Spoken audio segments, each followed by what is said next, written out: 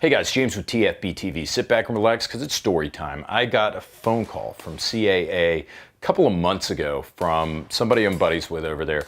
And he said, hey, look, man, just want to let you know that this marketing company that you're not affiliated with at all called us and said that you would do a review of our CAA MCK for $3,000. As far as I know, you guys don't charge for reviews. So I thought that was strange. I wanted to give you a heads up. So looked into it, and turns out that there was somebody telling these guys at CAA that TFB TV would review the MCK for $3,000. So it pissed me off so much that I just said, you know what? Send me the damn gun. You guys know how it works around here. If we have a sponsor and we're reviewing one of their products, we tell you because it's honest. And the whole thing is just effed because, I mean, 70–80% of the gun reviews on YouTube are probably just paid bullshit. Like, this is the most scammy industry I've learned since I've been working in this industry for like over 15 years now. Super scammy, and you have shit like this all the time where it's like, hey, pay $3,000 for like a positive review. So I said, send me the stupid MCK and I will do an honest, unpaid review. So that's what you're gonna get today, a review of the CAA MCK. I'm gonna call it the 1.0. They have a 2.0 already, and I'm gonna talk about that briefly because the 2.0 kind of fixes some issues that I had with the 1.0. So what is the MCK? The MCK, it's the Micro Chassis Kit. I believe that's what it stands for. It's a chassis for a pistol that you already have. So it's not a firearm in and of itself, it's a chassis that you actually load your sidearm into. And it is micro. This is about as small as it gets without going to just a straight brace system, but you get a lot more features out of this gun than you do with just the brace, such as Picatinny rail along the sides of the gun, a Picatinny rail for sights and optics along the top. You get the additional magazine holder, you get the angled foregrip, the folding stock. So you get all these features in a package that isn't all that expensive. They make it, of course, at least at the time of filming, and I'm talking about the 1.0. They make it in the Glock version that works with, I believe, Gen 3, Gen 4, and Gen 5 Glocks.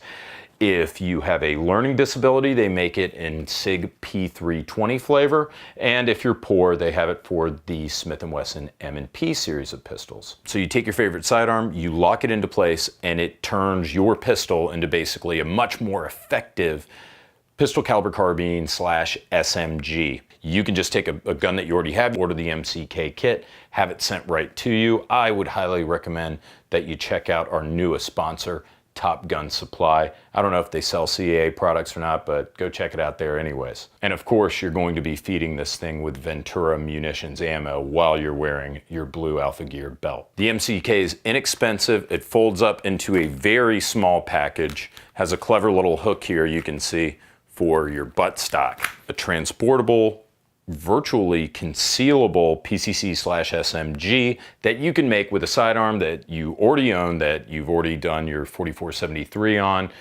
It requires nothing but a credit card or a check if you're gangster and you roll that way. Let's go into the specs.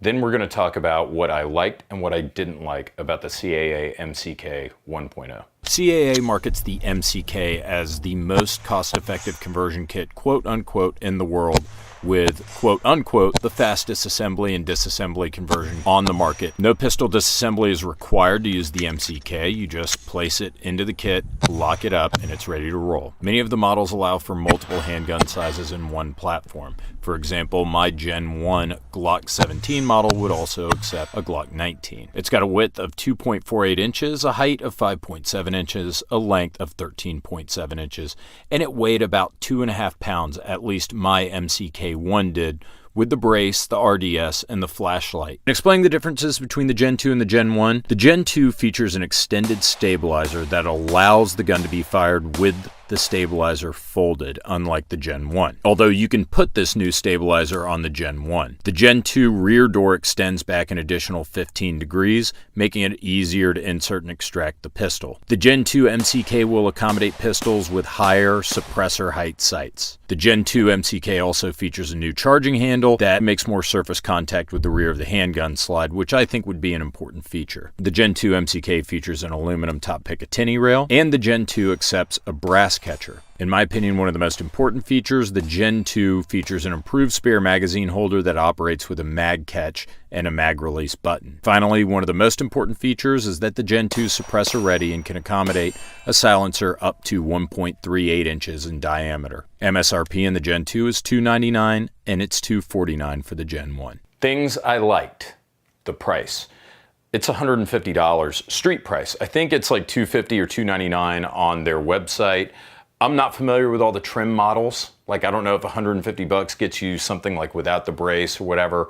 But the important thing is, I've seen this thing street price start at $150, which is pretty reasonable. Biggest thing they nailed, ergos on this gun, especially the AFG. This front grip area up here, this angled foregrip, looks weird, right? Totally looks weird. Feels freaking great, especially with these thumb rests that you see. So there's Picatinny rail, small Picatinny rail slots here on the 3 o'clock and 9 o'clock positions, and you've got a full-length Picatinny rail across the top for mounting optics, sights, whatever. The combination of this thumb grip and this angled foregrip, just the way it felt for me, felt awesome. And it's got, as you can see, a spare magazine up here housed in the AFG, and we'll talk about that in a second because we're talking about stuff that I liked.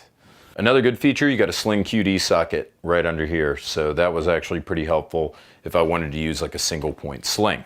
I also like the charging handle. I think some people have complained about it. It's a little short, but it's out of the way, and it's obviously going to be a reciprocating charging handle because it's more or less attached to your Glock slide here. But I found after just getting 3 or 4 mags through it, it was very easy. It made reload smooth, but you could also use, of course, your slide release here on the left-hand side because there's a little hump here for your thumb. And the brace that came with it, very comfy. There are a few options. I think they make like a regular brace, a long brace, a short brace, and they even make a stock. So if you have an SBR Glock 17 and you want to use an actual folding stock, you can use that instead of using an arm brace. I straight up like the performance. I thought this gun performed very well. I thought it was a good compromise between brace and PCC/SMG. I had a Glock 17 crammed in mine, so you're talking about slightly longer than a 4-inch barrel, and it worked very well. It was so much more effective, something that you can shoulder with your brace, not stock, versus just shooting a regular handgun combined with those excellent ergonomics. This thing shot really well. Like, I was actually very, very impressed with the way this performed. Recoil is not there at all. You're using whatever trigger that you're already used to with your Glock 17. I had no malfunctions of any type. You can see there's an ample window here, and I've seen other chassis kits that don't have large enough ejection windows, which sometimes can lead to malfunctions, failures to eject. This thing was 100% reliable. Lockup was pretty good in here, so it's definitely sturdier than if you were, say, holding a pistol. Weight's good, it's not heavy at all, it handled well. I really have no complaints about the performance. You can see from some of these video clips here, like when I'm shooting my first couple of magazines, it's taken some getting used to, some used to the manual of arms, the ergos, but then towards the end, magazine changes are getting smoother, charging the gun's getting smoother.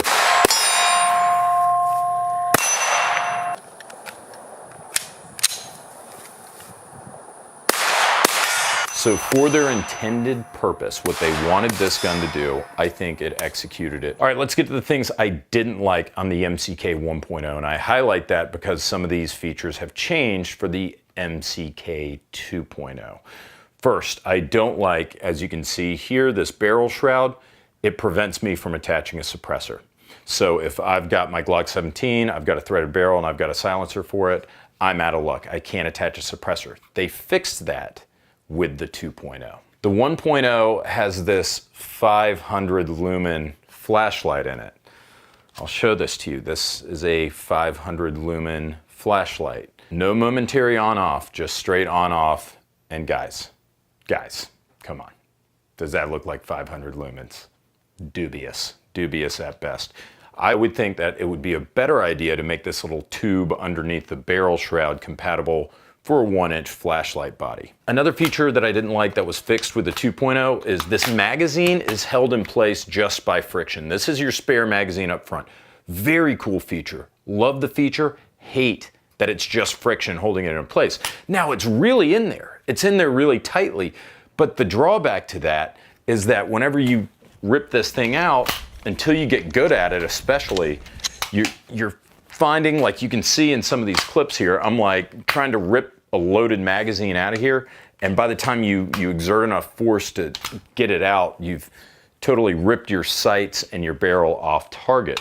Well, they fixed that with the 2.0 because now the 2.0 uses a magazine release button, which makes so much more sense. The optic rail is fantastic. It's sturdy, it runs. You can see almost the entire length of the chassis. But the optic that came with it was the Primary Arms MD-RBG-2. I don't want to say it was bad, but I don't want to say it was great either. So you put it goes to 11, which is clever. This is Spinal Tap fans. It goes to 11. At 11, it doesn't quite wash out in bright light. Like I can still see it. This doesn't look, feel, or perform like a super high quality optic. Now, bear in mind, it was passable. I will say that it was passable. But if you want something a little bit more sophisticated, a little bit more high tech, this also doesn't have a quick disconnect option. It just came with this MCK riser. It worked, right? It worked. Would I expect this to last, like if you dropped it out of the second story window of your house or something? Probably not. There's a lot of plastic in this gun, and that was another one of my main concerns. You have this plastic on metal lockup here, like with your slide to the charging handle in the gun. I mean, plastic on metal just doesn't seem like a good combination. Now, it isn't, to be fair, it isn't moving, right? While the charging handle is indeed moving and the slide's moving, the plastic component is clamped onto the slide. There isn't any movement or any friction. So for all I know, this could last forever. I just get a little bit worried about plastic on metal contact, especially when you consider this is a critical operating component of the MCK. Plastic on plastic here, the lockup for locking the pistol into the chassis, you saw that, I just like accidentally ripped the thing out. I wouldn't say that it's the most stable, but that isn't a euphemism for it sucks. It held in place the entire time I shot it. I roughed it up a little bit, probably put around 500 rounds through it, and it held in place. So maybe my concern is misplaced. So I've got this red marker that I can see in this window. It's like a safety, like telling you that it's locked in. So it's like, cool, it's locked in. Not quite. It actually isn't locked in. So you have to wait until, hold on, wait for it, boom, till that button pops out. Once it's in there, it is pretty sturdy. I don't think you have much to worry about, but bear in mind that this locking component is also entirely composed of plastic. Similarly, as far as I can tell, the folding brace here, entirely plastic. And then this little locking latch, not very robust. I'm gonna lay some B-roll over this real quick where you can see like my SB tactical brace that I use on my H&K SP5. That's got a plastic lockup, but it's got an extremely robust locking tab. And I'm not terribly worried about that going anywhere. This button and locking tab don't necessarily inspire confidence, if you know what I'm saying. So those are the things that I liked and the things that I didn't like about the MCK. I will say this. This thing was fun as hell. To be able to take like your Glock or your 320 or your M&P, be able to pop it in this chassis and get this kind of performance with like no recoil out of it, mountain optic. I had a blast shooting this thing at the range. Really fun, definitely makes your sidearm much more effective. So they've accomplished that from a performance standpoint. My chief complaints that haven't been addressed in the 2.0, my chief concerns all have to do with durability. So for all I know, if CAA swoops in and they say, hey, look, we put 100,000 rounds through one of these chassis and we haven't had a component breakage. And maybe I'm asking too much for something that costs somewhere between like $150 and $300. Maybe I'm asking too much, but I think principally this could be a viable self-defense tool. This could be something that actually gets used in harm's way and not just on the range, in my humble opinion. I mean, what the hell do I know about that? But the performance was there, the reliability is there, the ergonomics and the features are there in spades. They did a great job with that. There are just little things like the dinky, pathetic flashlight. You know, it's like, in conclusion, the CAA MCK, is this a fun range toy? Absolutely. You can go to the range and dick around with this thing all day. I promise you, you're going to have a fun time, especially if you're shooting on steel like I was. Is it a viable self-defense tool? With some of the changes that they made in the 2.0, my response would be possibly. Possibly. I'd want to see a little bit more durability. I'd want to see some harder testing on it. If somebody told me that this was durable, that this thing would last, you know, like 30, 40, 50,000 rounds. Is anybody going to run that through this? Absolutely not. Does it rise to the level of operator? Of course, CAA is going to say that it does. And CAA, the guys that work there, they are a bunch of actual, real life, honest to goodness vets, operators. But they're also selling this to you guys out there in YouTube land. But all I'm saying is if this is something where it's like, okay, I'm gonna keep my Glock 17 under my bed at night, locked into my MCK chassis, because all I can afford is like one handgun or whatever, and I want something, I want a force multiplier to make me more effective.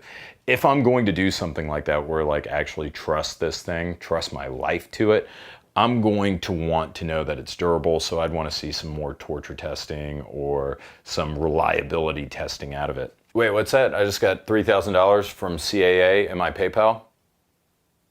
Oh.